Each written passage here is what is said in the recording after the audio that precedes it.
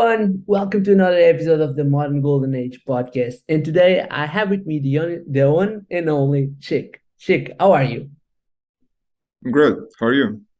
Yeah, I'm fine too. It's always a pleasure to talk with another Portuguese fella, but to do it in English. So I want to start by asking you a question, which was when I first actually invited you, you told me that if you asked me if you could keep like the thing anonymous, so we weren't doing this on video. But then recently I saw a tweet of yours saying actually that you were going to embrace that, and here we are, and people will see this in video as well. So what made you change? Well, so the thing about using an anonymous account and sort of I think I tweeted about being anonymous and being illegible, and they both work as sort of defenses on scrutiny. I think the illegibility thing is good, like because of the whole seeing like a state argument, but and the anonymity, a bunch of people when they started using Twitter were praising having cartoon avies and stuff because it let them do personality workshopping. Yeah, You sort of try on different modes of being. outfits. Yeah, Yeah, you try on different personality outfits, and it's sort of, yeah, it's like R&D, right? And I don't know, I never had patience to use any alts. I've been anonymous for a while. I'm pretty confident in my ideas and my vibes and just my general my mode of being in the world, and it's like I'm not gonna be workshopping for a while at least. yeah. So it's like Might as well just might as well just face post yeah, yeah, and show up because the benefits of being a face account is like you transmit so much more information with body of language course. and with your face. Yeah, of course. Yeah. That's awesome. So, when you actually were like doing preparation for this podcast was actually probably one of the easiest ones because you just send me, look, but all most of my ideas are on this Twitter thread. There you go. And I wish people were just always dumping their ideas on a Twitter thread. That would facilitate my job. But I do wonder, like, before we get into some of your ideas, you said that you're going through a death and rebirth thing, and you just wanted to leave some ideas. And I was actually curious about like what part of you died while doing that thread, and what did come from the other side, in the other Yeah, side. thanks for asking. So I think in that week I had to kill my second startup. I don't really want to talk about it, like the startup Yeah, bit, but yeah, just for context. And yeah, I was reflecting on a lot of changing, a lot of starting new things, and this was yeah. my ideas on Twitter. I felt were becoming a little stale, at least for me. I Mm. had I had this pile of ideas and concepts that I kept repeating and reframing and posting, uh, looking at them from different angles, but I didn't feel like I was making progress in terms of generating new ideas and moving whatever Mm. frontier I'm working on forward. Mm. So, I took this renewal event in my life and was just like, okay, uh, my ideas are all scattered, and that's part of the reason I keep reiterating them is to make them surface again. So I'm just Mm. gonna make one big thread, dump everything that's floating around in my head at the moment, so I can make space for new stuff, right? Mm. Because if it's in the thread, at least I know they won't get lost, Yeah, and I can start experimenting with stuff like taking more risks, doing, uh, seeing how genuinely new ideas feel. yeah. I guess. And what are some of the new ideas that have arisen? Because here's the thing, I'm going to ask you a lot about like the old ones, but I would love to hear like what are some of the new ideas populating your mind. Yeah, well, honestly, I was making room for new ideas, but the thing I've been working on lately are these like huge graphs connecting all the things I've been working on and thinking Yeah, about. So I guess I'm still on it, and Yeah. the new But ideas are, coming up, are sprouting, but they're not ready to be worked on yet or shared, I yeah, guess. but one of the things that we will definitely do is if that's okay with you, I'll put Mhm. in the show notes like a link to the tweet you tweeted today actually with this giant graph with all these Yeah. ideas connected. And I was like, oh, once again, you're making my job easy because you're just Uh, compiling them in all the different, in just one place, and I can ask you questions. But I'll start with so in the thread, the first thing that you said, and in this season, I've already talked about this specific word with another guest, which is magic. And you yeah. start the thread by saying that magic is subtle communication. And I would Mm. love to have your take on it. What do you mean by this? What's the definition of magic to you? Guide me through your mind. Oh, hell yeah. So I think the specific phrase magic is subtle communication comes from a blog post I read from this guy called Enki V2. I I'll send you the link or his at later. And when I read it, I was like blown away. This is it. I was already thinking about magic, but this specific phrase was just perfect. Um, so there's a bunch of okay, let's see how do we put this?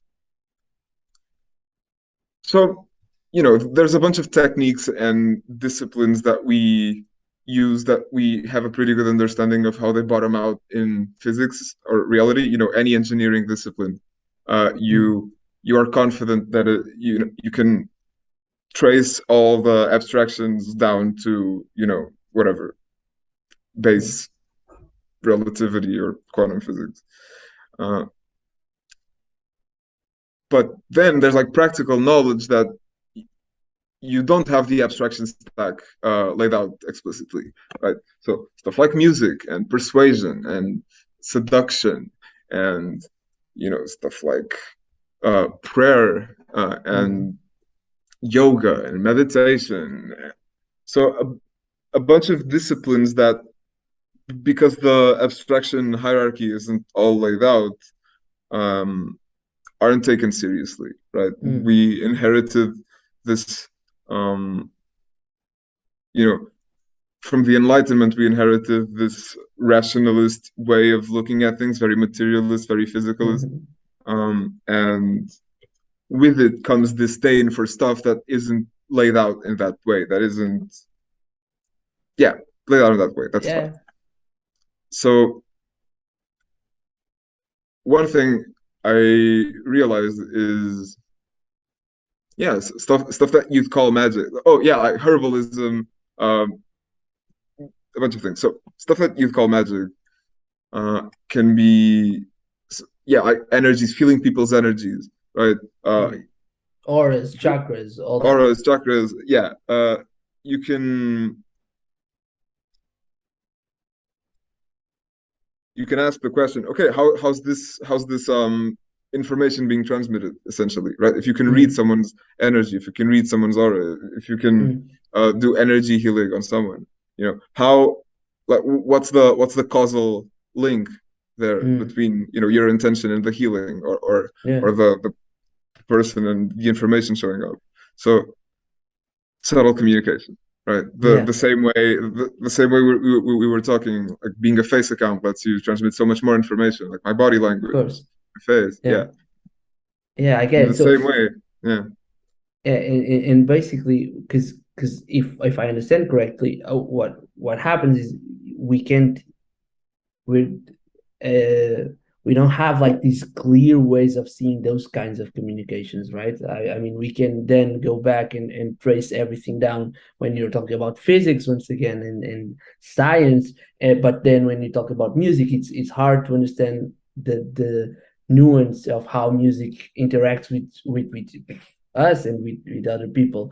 And mentioning that, you think that science is actually bad. Bad, no, it's at a bad place, right? Because the incentives and everything that's happening, right? yeah. Or am I'd I say more like thinking academia. Academia's in a academia? Sure, in a yeah, bad yes, sure. place. Science is a bad way to put it, but riff a little bit on that. Like, why do you think that is? Well, Eric Weinstein talks about this often. The whole thing about academia being a Ponzi scheme. You have, 10 or 20 postdocs for every actual professorship.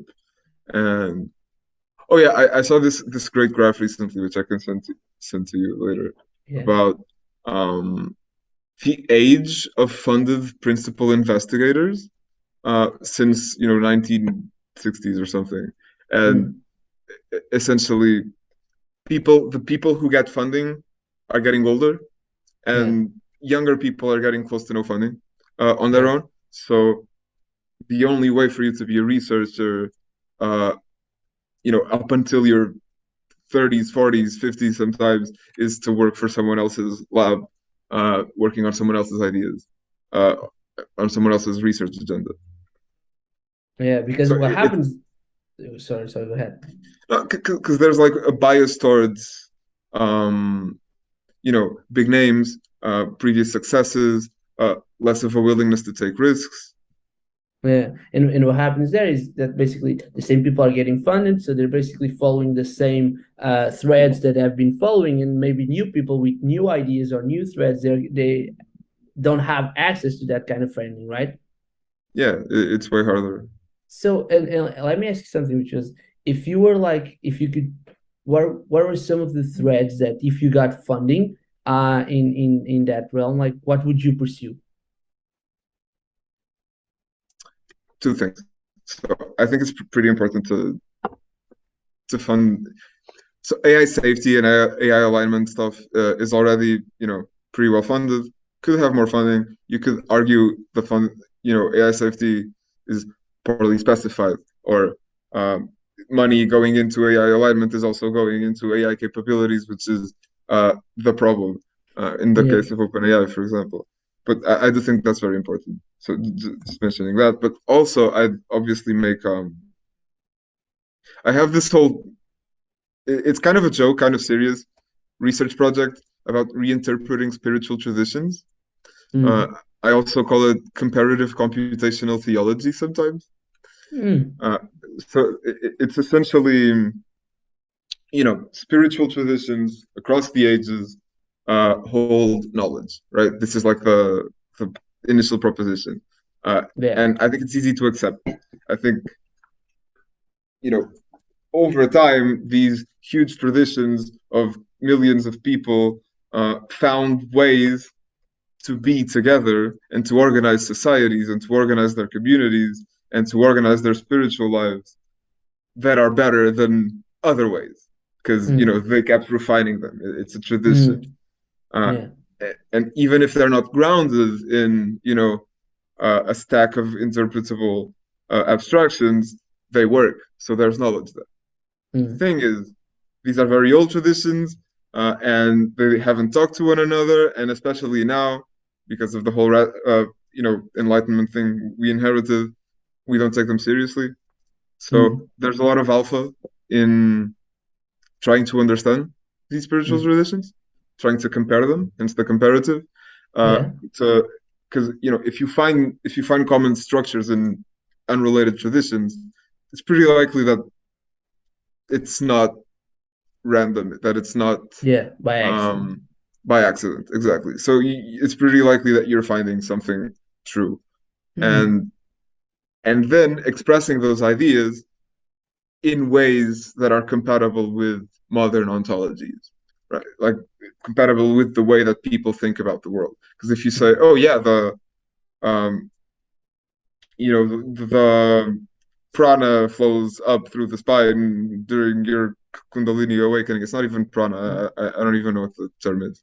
Uh, Mm. People are gonna be sure, okay, whatever, and not think about it. But if you can use, the language of complex systems, maths, computer science, which lets you formalize abstract Those. structures, Yeah. yeah, you can encode this knowledge in such a way that it can be easily recovered, and people won't have to go into these spiritual traditions that are really hard to interpret to get this knowledge. Yeah. They'll be able to derive it more easily. That's fascinating. So how did you get into, like, how did you start that? Like you just woke up one day and thought, well, I know what I'm going to do. Like, how did you come up with that idea? I actually have a thread on this. Uh, yeah, so very, very TLDR. Um, I used to be very like rationalist minded. The only true knowledge is expressible propositionally, right? So you can make a series of inferences from obvious axioms up to that Mm-hmm. knowledge. And when I was 15, I read Descartes in school, and I extinguished all my beliefs and tried to regrow them again from cogito ergo sum, right? I think Yeah, therefore I am, starting just from that and try to build a worldview from that. yeah, That kind of worked, but I used some circular reasoning. Uh, anyway, when I was in college and learning about neural networks, I realized, oh, knowledge can be fuzzy, right? yeah. A network can learn to distinguish between a cat and a dog, and it doesn't have a series of, you know, Yeah, requirements that it's checking. It's just a probabilistic thing. And I'm like, oh, knowledge can be probabilistic. And I have that's how my intuition works. So suddenly mm, my intuition was valid and, solved a bunch of problems in my life because I couldn't of trust my course. intuition or didn't let myself trust my intuition. Yeah, And then I was like, oh, okay, if this is true, what else is true? So from there, I had a few like mystical experiences with substances, and I think I got the Tao pretty deeply. I think I got um the Christian notion of agape, like the like Christian love. mm, I got those pretty deeply, and those got me thinking of okay, the traditions from where these come, and I had all these like computer metaphors. mm, I'm a big metaphor guy. I had all these mm, computer and maths metaphors from school, and explaining these concepts to my friends, I was using them, right? Because it's mm, way easier. It's like so much easier to compress information when you have language like this. Uh, yeah, and I just started doing that, right? I just started following my curiosity into these to me, unexplored fields and bringing stuff back and explaining it with yeah, computery language. yeah. And then I thought, That's oh, this can be a big project that, can help a lot of people. absolutely. That's almost like a whole field, right? You're basically you have this approach and you have like this set of metaphors in language that allows you to get into a specific group of people that usually are they're not very receptive to the ideas that you're getting from the spiritual traditions, right? And you're basically Yeah. conveying these ideas in a language that actually helps resonate. And that makes a lot of sense. Like, tell me, like, do you have any specific metaphor or story that you like the most? Yeah. So the one I always use is the Holy Trinity, and I don't even think it's the one explanation of the Holy Trinity. It's just something that fits pretty well, and that it kind of illustrates the value of this language.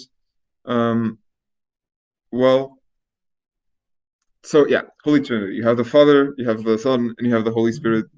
And again, any like very, very advanced, like theologically advanced people who really study this, who really understand this, they're gonna be able to take my argument apart, but this is just the way I found to understand these terms for now.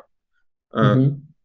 so the Father is the abstract notion, like the abstract concept of agape, like the Platonic ideal of selfless, humanizing love, um, unconditional love. The Son is the particular instantiation of that love in each of us. So like the my ability to connect to agape and to act Mm-hmm. from it Mm-hmm. individually. Uh, and the Holy Spirit is this notion of emergent behavior, right? So if the if from the local simple rule of each person acts from agape to their neighbors, with their neighbors, you get the emergent behavior of, the kingdom of God, like just flourishing in society. Because if everybody's doing their part, of course you get, um, you know, a lot of emergent benefits. Hmm. And in this case, it's using the language of complex systems Yeah. to understand that Jesus was just like, Jesus was doing a Wolfram 2,000 years ago.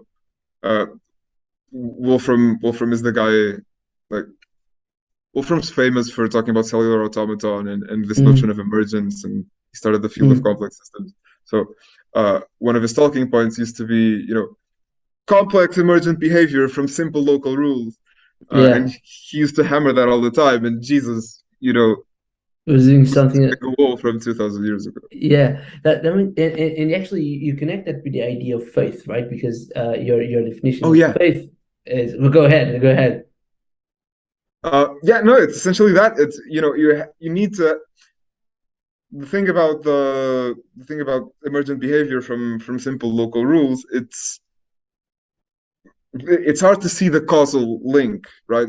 And often you can't even, or it's computationally very difficult. So, faith being you believing that the emergent behavior will happen from the simple Yeah, local yeah, but rules you yeah. follow. So, and I really do enjoy that explanation. That was one of the tweets that I actually really enjoyed, the idea of having like the Father and the Son represented in those ways, and the Holy Spirit, of course, but those two. And that makes me wonder, like, do so. One of the things that's very common in Portugal is being raised as a Catholic. Like, did you have that experience? Like, tell me a little bit about your own, because as you were saying, like you were, when you were 15, you just realized that, oh, let me just drop all my beliefs and start by fresh by using the cognitive soon, like the think therefore I am. And then you had like that experience of, oh, wait, maybe that's not just precisely that, but and that opened up your world or your worldview through more spiritual things. But I was wondering, like, how did you had a spiritual upbringing before, and how did you connect that experience with everything that you're doing right now? Yeah, that's funny because I wasn't raised Catholic. Like my Mm. parents just didn't, they didn't go to church, but Yeah. they were spiritual in a Mm. new. They were spiritual in a new agey way, Mm. and but I hated it. I constantly argued with him, like Reddit atheist level. Yeah. Where's the proof? Yeah. Show me where in physics is the soul. And Yeah. of course they couldn't, and I just thought they were, a little crazy and, epistemically compromised. Yeah. But the fact is, so like, they didn't have an ontology that was compatible with mine, right? With you. Yeah. I was doing the whole propositional knowledge, like grounding Yeah, in of course. empiricism, and I still am, right? It's just I've dropped the need to be consistent with the whole established Enlightenment, Mm. aesthetics of science. Totally. I'm still doing the physicalist thing. Everything needs to be compatible with physics, uh, but they didn't have a compatible ontology with mine. The thing is, Yeah. after I realized how some things might work, right? The whole subtle magic being subtle communication, you Yeah. observing, noticing patterns through your subconscious, and the subconscious manifesting, you know, archetypes and images as the interpretations of the subtle things you're just not even aware of, but Mm. perceiving at the same time. So at the point I realized how information could get in, then all the stuff they were into and told me about started to like get recontextualized, and it Yeah. made me progress faster, right? Yeah. Yeah. Also, Yeah. they Yeah. had me meditate, and that helped. Yeah. Yeah. Yeah, that makes a lot of sense. And you just mentioned the subconscious. And one of the things that I really enjoyed is your take on how the body, like the conscious and the subconscious interact. And I would love for you to share a little bit on that for everyone listening. how the conscious and the So subconscious interact. you have like this idea that basically you can use your unconscious like a problem solving machine, and by imprinting Hmm. like conscious imprinting a problem and letting it work on that, expand on that thought. Yeah, for sure. So there's this famous lecture by Rich Hickey, who's the inventor of Clojure. It's a programming language. Um, so Rich Hickey has this concept of hammock-driven development. Uh, so you think really hard about a problem. You So like sort of load it into memory, and then you go lie on a hammock for an hour or two and just think, or not even think, and your subconscious works on it and eventually comes up with an answer, and you just take it. Yeah, Uh, yeah, yeah. and that in my experience, that's pretty much how it works. Yeah, Um, and like mhm, there's this whole theory about like the active mode and the diffuse mode. I think it was Barbara Oakley who mentioned like there's this great course, I don't know if you know it, which is called Learning How to Learn. Like it's one of the biggest courses on Coursera, and there was a moment where mhm, everyone was doing it. And basically, she points out that your brain mhm, actually, when you're so you when you're working on a problem, you're working in your active memory, right? And basically, you're memorizing specific pieces of knowledge, chunks of knowledge, but a problem is not just memorizing, it's connecting them in a way that actually has like a value, let's call it that. And what mhm, happens is when you're actually active working on a problem, you're using your brain in a way that allows you to memorize and pierce certain things, but not always. And what happens is when you get away from the mhm, computer or when you get away from the problem, you go lay on a hammock. You're allowing your subconscious to actually connect that with ideas that you've been having like in the long-term memory and actually come mhm, up with a solution. So like our brains literally do that, and I found interesting like you're basically we're describing these two modes by using another language. But what I personally find more fascinating is that when usually all the examples that she uses, and usually the examples that people use when they're talking about that are like these very scientific problems or these very hard problems and complex problems.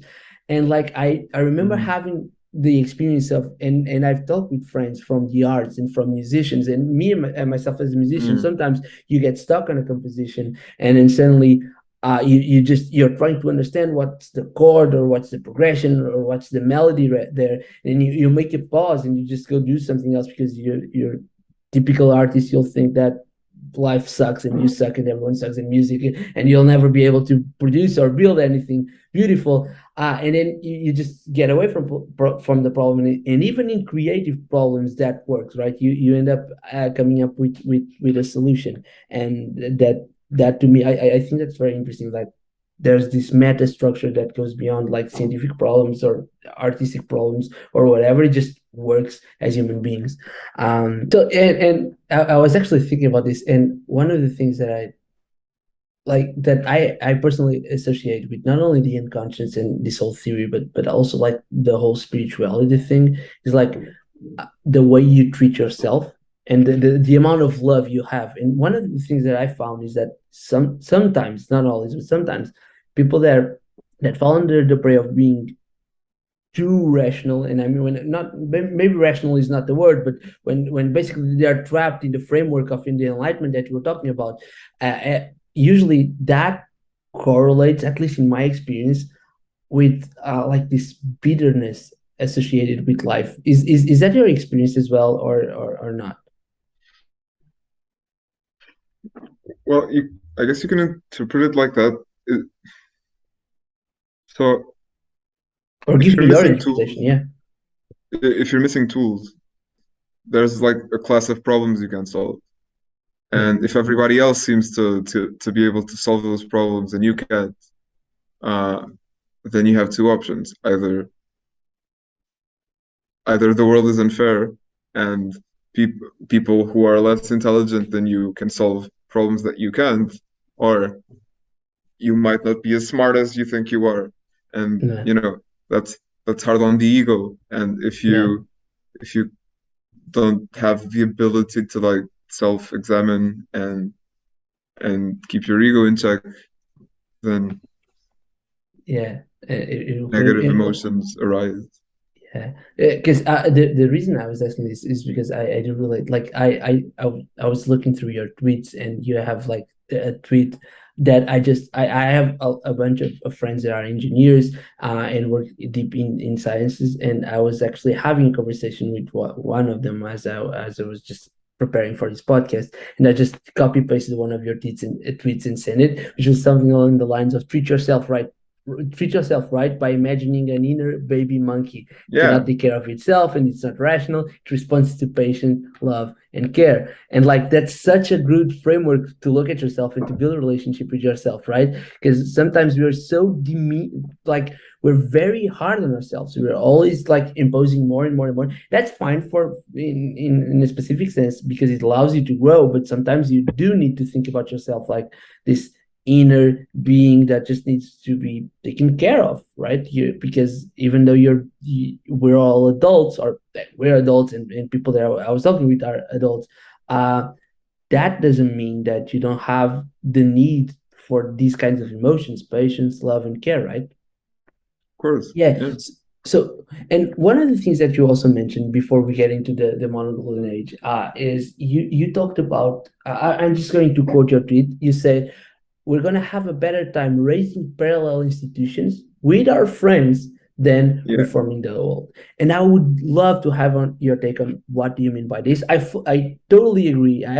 In fact, this whole podcast is a way to actually find these friends to build institutions. But I would love to hear your take on it. Hell yeah. Yeah. So I I tried for a long time to change things with very little success.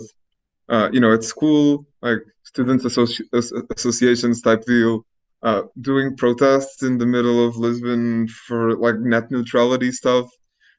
It's really, really hard. It's really, really hard to exact change on,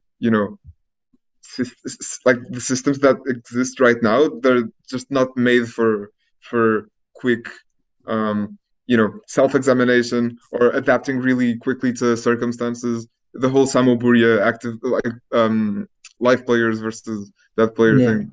Yeah.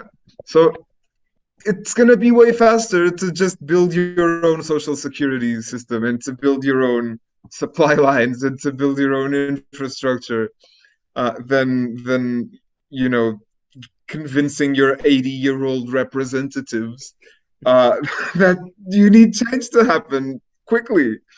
Uh, besides all the perverse incentives that exist in the the institutions and the whole systems. It's not that you're not going to have to contend with perverse incentives when you raise your own institutions, but one, you can start them with better incentives, and at least you know the inside of the institution will have pretty good incentives, and you'll only have to contend with the perverse incentives on the outside, on rather the than outside. having to pilot a ship that itself Yeah, is rotten. yeah, yeah, Yeah, yeah.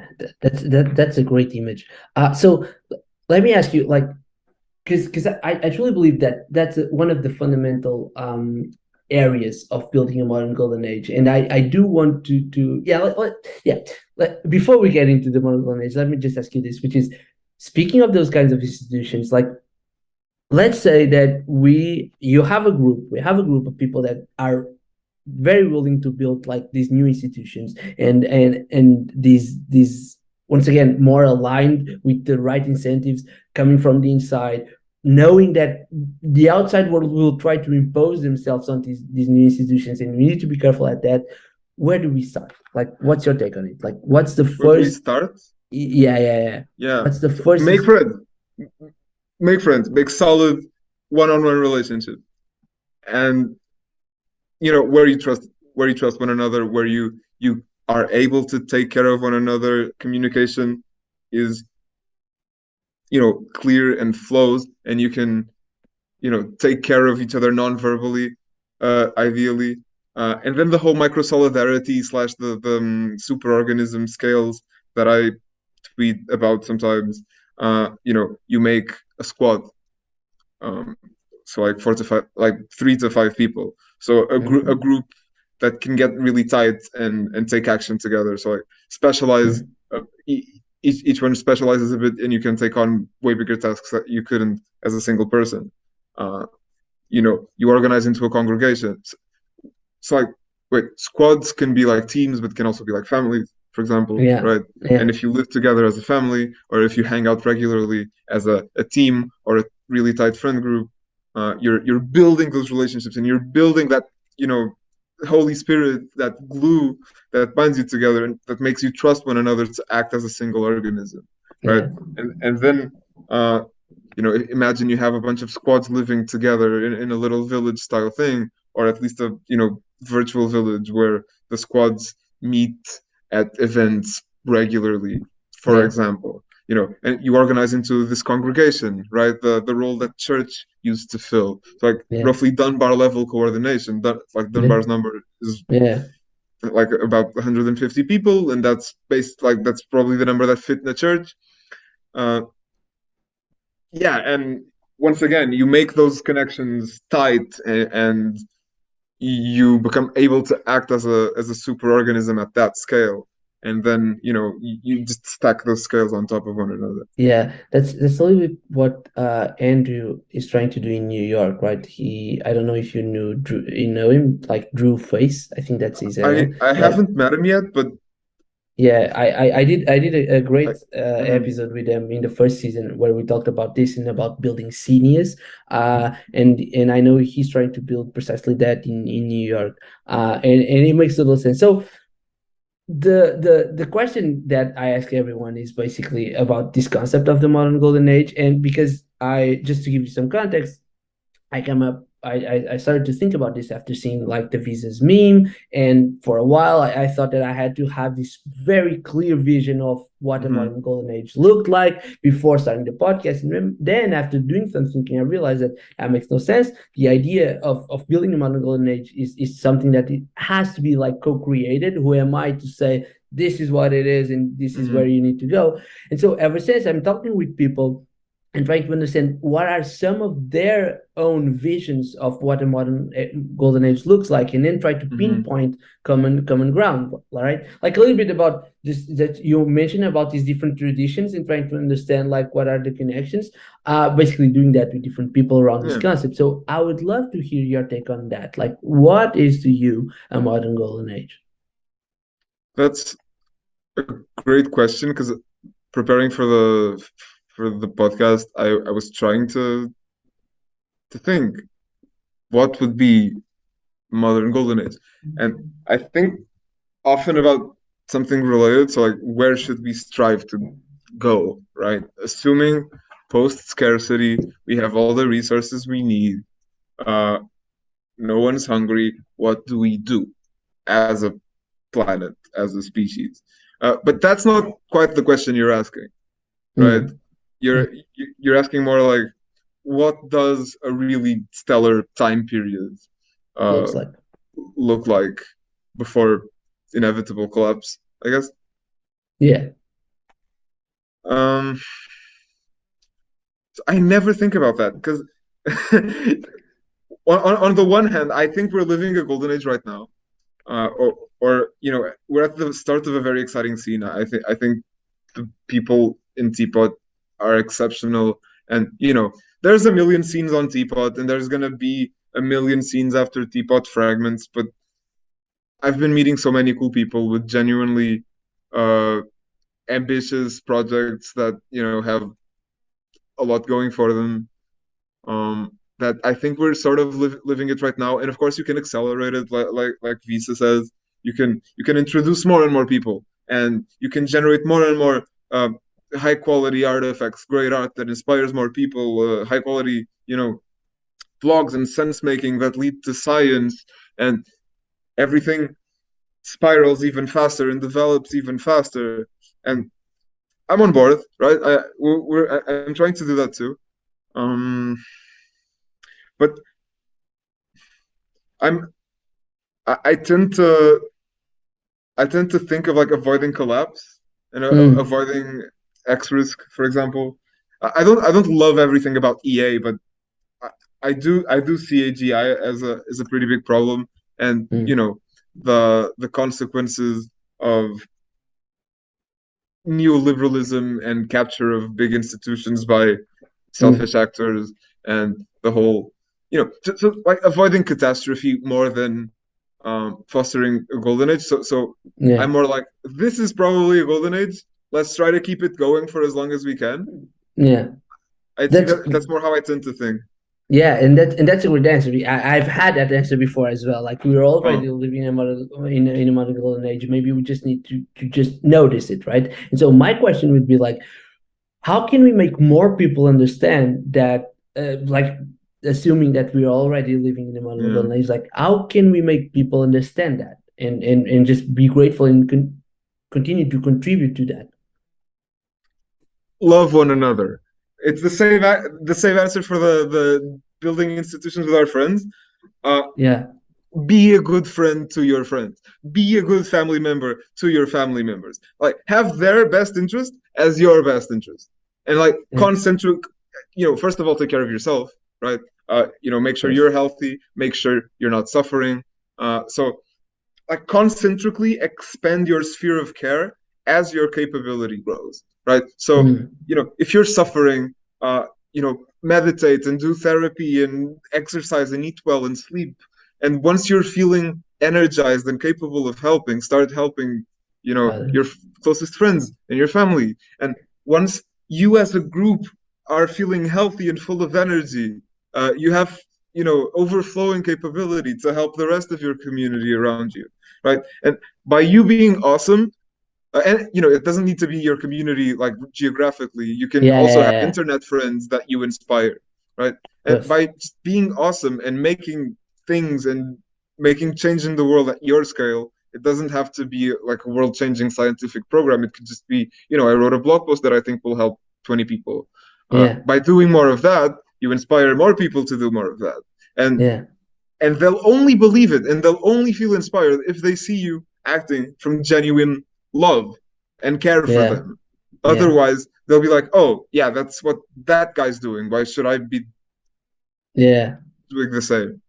Yeah, yeah, that's such a great answer because I truly believe that. I truly believe that not only like not only the love, but you have to be coherent between your actions and your words because saying some stuff like, yeah, we should realize that we're a modern golden age, but then I spend most of my time just complaining about stuff like there's a mismatch, right? And I think that's why, for instance, I love going full circle that you decided to actually do the podcast with the camera on because I truly believe what you just said. It just shares way more information, and not only that, but it allows to everyone just because it's okay if people listen because your voice also passes something, but by watching you and seeing like the excitement and the whole Yeah, body language that comes from giving your answers, that's something that I think the way that I perceive that answer is it has way more impact and it inspires way more than just saying like that's why video to me inspires more than just say writing.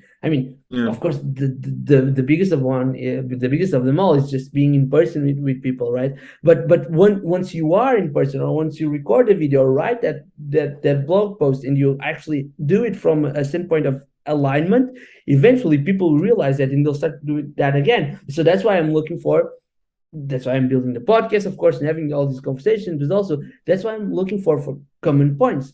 Because I do believe that if enough, so for instance, Visas meme is one common point. It mm, inspired a lot of people, and it's like this reference for a lot of them. And so another one of my questions would be like what are some of the values and practices that you believe we should have in order besides making friends of course and producing things that are aligned with you, like what are some other practices that we should do in order to help people to understand that we're living in a modern golden age?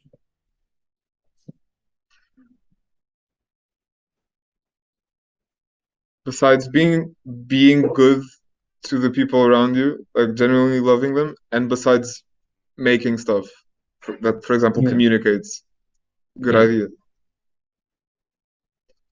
Do you mean more like less stuff that you can do as an individual and maybe more like interventions at a system level that you can make? Whatever, no, I mean it just give us your personal take. It can be both, right? I've had both of the kinds of answers, so what do you think is more relevant? Hmm. Because I think those two things capture a lot of it. Uh, uh, so okay, zooming out a bit, I think school sucks. School is awful, and honestly, parenting is kind of awful. And me personally, I think I would have made so much more progress, so much faster if I had support at school. Um, Of course. like you're just it's prison and it's not stimulating. You're sitting down for 12 years, and then you get up, and the world has nothing to do with what you were like at school. So in general, just bringing kids up better would Yeah, already make a world of difference. Another thing is like building.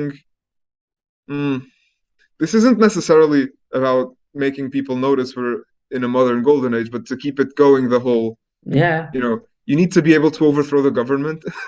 Like you need to build resistance capability. So stuff like open source software, stuff like local first software, crypto governance, ways to food sovereignty, energy sovereignty, being able to live off the land of your local community. Mhm.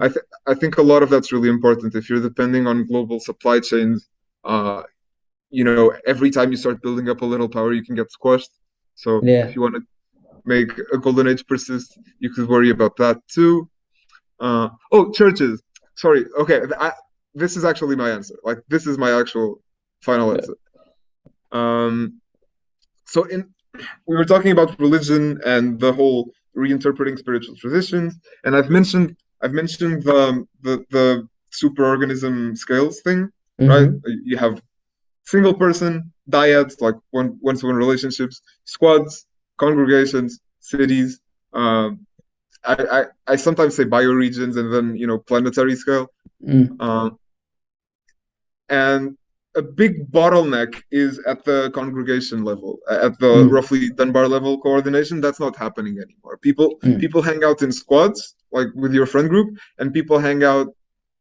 People coordinate in terms of like voting in Mm. national elections, and maybe you interact with large groups of people at work in companies where the Mm. incentives are misaligned, and it's not something you're co-creating. It's something orders are coming in from above, right? Mm. So people aren't coordinating and aren't synchronizing and harmonizing at that scale. So there's a Mm. niche that the church used to fill. People went in every Sunday and sang together and listened to the same stories and shared and solved each other's problems sometimes. Mm. Uh, so refueling that niche, like putting Mm. something in that niche that allows people to hang out with 150 people, and Mm. that works as sort of a replenisher for squads too. So if you lost your friend group or if you have no friends, you could just go to church to Mm. find people to socialize with and to get social Mm. support and to get introduced into the social fabric of the place you're in, Yeah, right? that's a great answer. Sorry, I cut you off. Continue, please. No, that's essentially it. Thanks Okay. for cutting me Yeah. off. No, no, that's such a great answer. That's definitely, yeah, that makes a lot of sense because I do believe that will definitely help us like maintaining that. Because assuming that we're already in a modern golden age, of course, the first thing that we need to do is help people understand it. But of course, we need to focus on, well, how can we maintain this? And the reason why I actually call it modern golden age is because of one of the things that you just said, which is I personally believe that the only reason why this will be possible because I honestly think that we're already living it, but we'll need to raise awareness of it. And only when more people have the awareness that we're already living it and they can actually contribute to it, then we'll get into what my vision, which is very blurry, but what my blurry vision of a modern golden age is. But one of the things that I do believe is that it will definitely be or start at least decentralized. So you need to be able to have these squads, as you mentioned, and sometimes those people will not be on the same physical place as you, and that's in contrary to all the golden ages we've had that are basically located in specific things.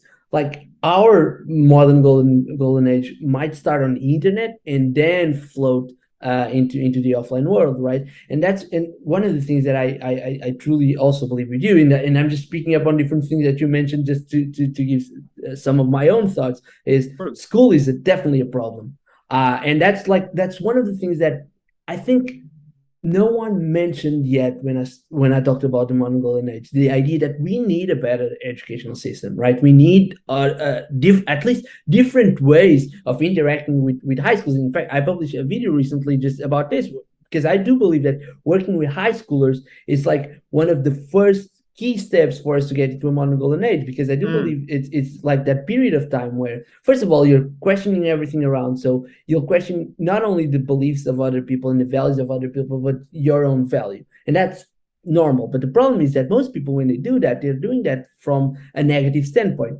They're, that's why a lot of people in high school in these days are very depressed, right? Because they just they start to question a lot about their own potential, and then they have all these wrong incentives in school system that makes that questioning goes to the obvious conclusion that, well, I suck. And for everyone just listening, I was just making air quotes when I say obvious. No, you don't suck, but the incentives are aligned that way. And that's why I think that working specifically with high schoolers, by giving them the tools that allow them to practice metacognition and try to understand their own beliefs and create these different beliefs, will actually help them understand to and actually led what Cecile, which is another guest that I'll have on the show, called like purpose-led lives.